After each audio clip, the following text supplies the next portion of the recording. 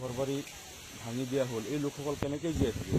আৰু তেওঁলোকৰ আজি সমস্ত আচবাব পত্ৰ সকলোবিলাক তেওঁলোকৰ বিনষ্ট কৰি দিয়া হ'ল।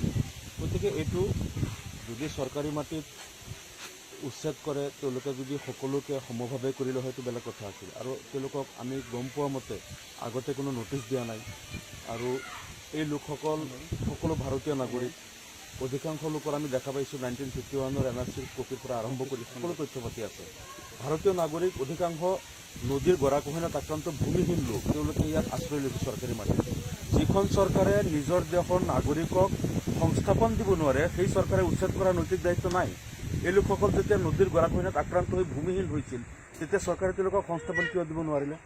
আজি তেওঁলোকে আহি চৰকাৰী ভূমিতে ক'ৰবাত আশ্ৰয় লৈছে, তেওঁলোকক বিকল্প সংস্থাপন চৰকাৰে দিয়ক, তাৰপিছত তেওঁলোকক খালী কৰিব দিয়ক।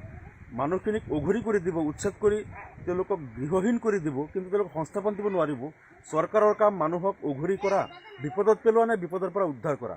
এইটো চৰকাৰে সন্ত্ৰাস চলাইছে। আমি গৰিহণা দিছোঁ আৰু অতি সোনকালে এই লোকসকলক উপযুক্ত মাটি দি তেওঁলোকক ঘৰবাৰী বনাই দিবলৈ আমি দাবী জনাইছোঁ। আৰু চৰকাৰে যাতে নিৰ্বাচনৰ আগত ধৰ্মীয় আৱেগৰ মেৰু বিভাজনৰ ৰাজনীতি নকৰে, আমি সেইটো কাৰণে সকীয়াই দিছোঁ। আপনি কি সেন্ট্ৰাল ওমেন সেলৰ প্ৰেচিডেণ্ট হয়। আপনি কি ক'ব?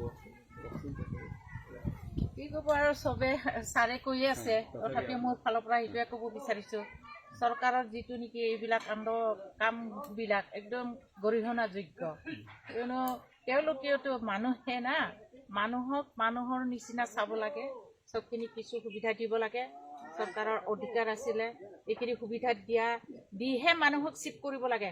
এনেকৈ অঘৰী নিচিনা ৰাখি পেলাই এনেকৈ ভাঙি চিঙি চোৰমাৰ কৰি দিয়াটো বহুত অন্যায় হৈছে।